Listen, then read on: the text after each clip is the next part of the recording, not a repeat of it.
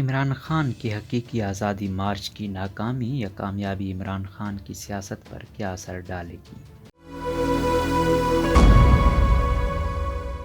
صحافی اور مصنف احمد اعجاز کے مطابق پاکستان میں سیاسی سطح پر تو مارچ میں تحریک عدم اعتماد کے ساتھ ہی پونچال آ گیا تھا، لیکن مئی میں پڑنے والی غیر معمولی گرمی میں ملک کا سیاسی درجہ حرارت بھی بڑھتا چلا جا رہا ہے۔ عمران خان کی قیادت میں پاکستان تحریک انصاف مختلف شہروں میں جلسوں کے بعد آج صوبہ خیبر پختونخوا سے لانگ مارچ کا آغاز کر رہی ہے، لیکن لانگ مارچ کا اعلان جس طریقے سے کیا گیا وہ بھی اپنی جگہ ایک اہم نقطہ ہے۔ پہلے ملتان کے جلسے میں اسلام آباد کی جانب لانگ مارچ کا اعلان کیا جانا تھا، مگر ایسا نہ ہوا اور یہ خیال ظاہر کیا گیا کہ پی ٹی آئی شاید اس فیصلے پر نظر ثانی کر رہی ہے، مگر جب پشاور میں پریس کانفرنس کے دوران عمران خان نے اچانک لانگ مارچ کا اعلان کیا تو سیاسی اور سماجی حلقوں میں حیرانی پائی گئی کہ گرم ترین موسم میں لانگ مارچ کیسے ہوگا، اور پھر پڑاؤ کی صورت سری نگر ہائی وے کا مقام ہے جہاں سائے کا بھی فقدان ہے۔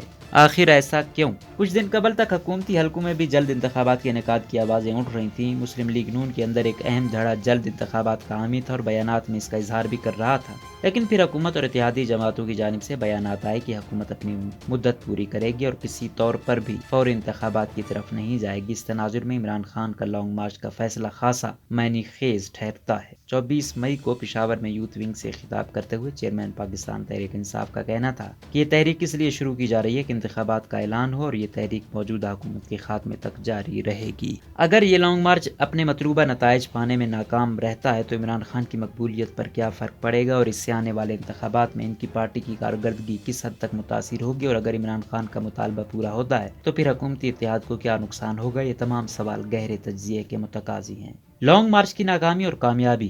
اس سوال کے جواب میں تجزیہ کار سہیل وڑائچ نے اپنے خیال کا اظہار کچھ یوں کیا: اس لانگ مارچ کی ناکامی اور کامیابی سے حکومت اور عمران خان کی سیاست پر فرق پڑے گا۔ اگر یہ لانگ مارچ ایک اچھے شو کے طور پر کامیاب ہو جاتا ہے تو پاکستان تحریک انصاف کے حوصلے بڑھ جائیں گے، اور اگر یہ ناکام ہو جاتا ہے تو ان کے حوصلے کمزور پڑ جائیں گے۔ حکومت اس لانگ مارچ کا کتنا دباؤ محسوس کرے گی اور لانگ مارچ میں کتنی بڑی تعداد میں لوگ آ سکتے ہیں؟ اس سوال کے جواب میں سہیل وڑائچ کا کہنا تھا کہ میرا خیال ہے کہ حکومت دباؤ برداشت کرے گی۔ اگرچہ حکومت کی جانب سے پاکستان تحریک انصاف کے لوگوں کو گرفتار کیا جا رہا ہے، رکاوٹیں ڈالی جا رہی ہیں، مگر عمران خان کی مقبولیت کا اثر موجود ہے اور لوگوں کی بڑی تعداد اس لانگ مارچ کا حصہ بن سکتی ہے۔ جب پی ٹی آئی رہنما ولید اقبال سے پوچھا گیا کہ کیا یہ لانگ مارچ دھرنے میں تبدیل ہوگا اور کتنے دن کے قیام کا منصوبہ ہے، تو ان کا کہنا تھا کہ اگرچہ پارٹی کی اعلیٰ قیادت کو گرفتار کیا جا رہا ہے پھر بھی یہ ایک بڑا شو ہوگا۔ فواد چودھری کہہ چکے ہیں کہ مارچ کتنے دن کا ہوگا، اسلام آباد میں قیام کا دورانیہ کتنا ہوگا، اس کا اعلان 3 جون کو ہوگا۔ ایک اور اہم سوال یہ ہے کہ اگر لانگ مارچ کا شو کامیاب ہو جاتا ہے تو اس سے حکومت کو کیا نقصان ہوگا اور عمران خان کی سیاست پر کیا اثر پڑے گا؟ نیز اس لانگ مارچ کے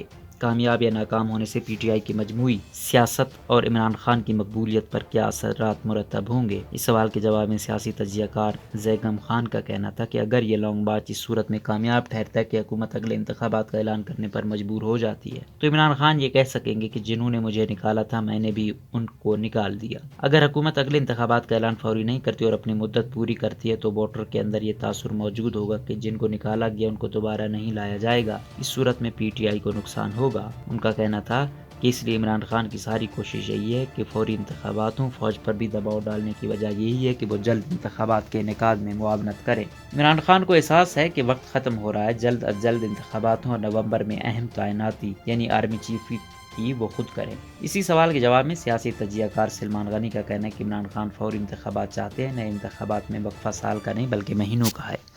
1.5 ماہ قبل اس وقت حکومت میں شامل ساری جماعتیں چاہتی تھیں کہ فوری انتخابات کا انعقاد ہو، اب یہ کہتے ہیں کہ انتخابات وقت پر ہونے چاہیے۔ اگر لانگ مارچ کامیاب ہوتا ہے یا ناکام اور انتخابات وقت پر ہوتے ہیں یا جلدی، اس سے قطع نظر میں سمجھتا ہوں کہ موجودہ صورتحال کو ختم ہونا چاہیے اور سیاسی جماعتوں کو مشترکہ لائحہ عمل ترتیب دینا چاہیے۔ عمران خان نے پہلے کہا نیوٹرل رہو، پھر مداخلت کی اپیل کر ڈالی، ایسا کیوں؟ یہاں اہم سوال یہ بھی ہے کہ جب عمران خان تحریک انصاف کے چیئرمین عمران خان وزیر اعظم اور مسند اقتدار پر فائز تھے اور ان کے خلاف تحریک عدم اعتماد پیش نہیں ہوئی تھی تو اس وقت یہ کہا جاتا تھا کہ فوج اور حکومت ایک پیج پر ہیں۔ پھر جب تحریک عدم اعتماد پیش کی گئی تو یہ آواز ابھرنا شروع ہوئی اس سارے معاملے میں فوج نیوٹرل ہے۔ سابق وزیر اعظم عمران خان کے خلاف تحریک عدم اعتماد پیش ہونے اور اس کے کامیاب ہونے تک پاکستان تحریک انصاف کے چیئرمین نے اتنی شد و مت سے فوج کو نیوٹرل رہنے اور پھر مداخلت کی اپیل نہیں کی تھی۔ جو وہ اس لانگ مارچ کے دوران کرتے ہوئے دکھائی دے رہے ہیں۔ اس کے بھی دو پہلو ہیں۔ 22 مئی کو جب لانگ مارچ کا اعلان کیا گیا تو سابق وزیر اعظم عمران خان کا کہنا تھا کہ فوج کو بھی کہتا ہوں آپ نے کہا نیوٹرل ہیں تو پھر اس معاملے میں نیوٹرل رہیں، لیکن 24 مئی کو پشاور میں پریس کانفرنس میں کہا کہ اللہ ہمیں قرآن میں نیوٹرل رہنے کی اجازت نہیں دیتا۔ جو خود کو نیوٹرل کہتے ہیں ان کو واضح کرتا ہوں کہ ان کا حلف پاکستان کی سالمیت اور خودداری کی حفاظت ہے۔ یہاں سوال پیدا ہوتا ہے کہ پہلے فوج کو نیوٹرل رہنے کا کہہ کر پھر مداخلت کی اپیل، آخر ایسا کیوں؟ سہیل وڑائچ کا کہنا ہے کہ اسٹیبلشمنٹ کے اندر سے شاید ان کو ابھی بھی حمایت حاصل ہے اور سابق فوجیوں کی فیملیز بھی ان کے ساتھ ہیں۔ جب یہی سوال پی ٹی آئی کی خاتون رہنما یاسمین راشد سے پوچھا گیا تو ان کا کہنا تھا کہ فوج کو نیوٹرل رہنا چاہیے اور اللہ کرے اس معاملے میں نیوٹرل ہی رہیں۔ یہ معاملہ سویلینز کا ہے، وہ خود اپنے سیاسی معاملات کو جمہوریت کے استحکام کے لیے حل کر لیں گے۔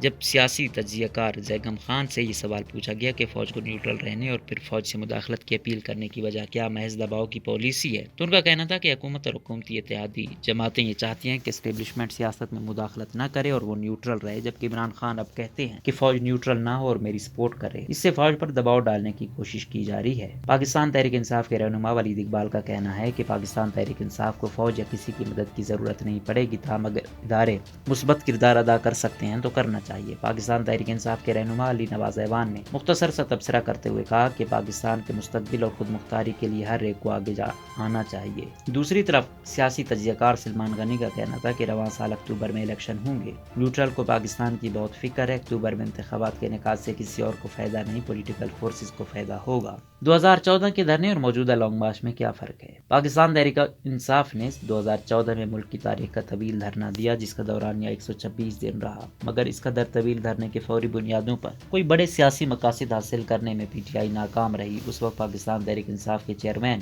عمران خان نے لاہور سے اسلام آباد لانگ مارچ کا آغاز کرتے ہوئے کہا تھا کہ میں اسلام آباد نواز شریف کا استعفیٰ لینے جا رہا ہوں۔ وہ اس مقصد میں کامیاب نہیں ہو سکے تھے، لیکن اس بات کا خیال رہے کہ مذکورہ دھرنا ایک ایسے وقت میں دیا گیا تھا جب حکومت کو اقتدار سنبھالے محض 1 سال کا عرصہ ہوا تھا۔ اس وقت نہ تو دوبارہ فوری انتخابات ممکن ہو سکتے تھے اور نہ ہی وزیر اعظم سے بآسانی استعفیٰ لیا جا سکتا تھا۔ اس وقت پاکستان تحریک انصاف کو بظاہر اسٹیبلشمنٹ کی حمایت بھی حاصل تھی۔ عمران خان نے اپنی تقاریر میں امپائر کی انگلی اٹھنے کی بار بار بات کی، جبکہ موجودہ صورتحال میں اسٹیبلشمنٹ کے نیوٹرل ہونے کا تاثر ہے اور عمران خان نیوٹرل سے مداخلت کی اپیل تک کر چکے ہیں۔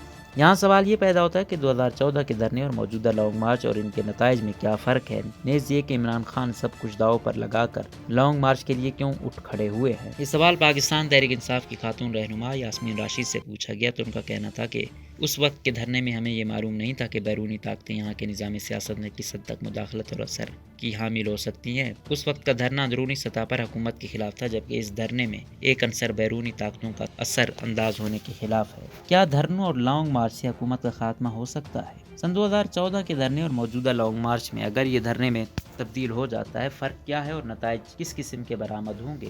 اس ضمن میں زیگم خان کا کہنا تھا کہ 2014 کے دھرنے میں اس وقت کی حکومت اور میاں نواز شریف نے طاقت کا استعمال نہیں کیا تھا۔ وہ دھرنا پی ٹی آئی کو اس حوالے سے سپورٹ کر گیا کہ ان کے ورکر اور ووٹر متحرک ہو گئے۔ اگر وہ ناکام یا کامیاب ہوتا تو حکومت اور پی ٹی آئی کی حکومت پر کوئی فرق نہ پڑتا، جبکہ اس مارچ کی ناکامی اور کامیابی کے اثرات واضح طور پر ہوں گے۔ روزنامہ قدرت کی ویڈیو دیکھنے کے لیے ابھی یوٹیوب چینل پر سبسکرائب کریں اور بیل آئیکن پر بھی کلک کریں۔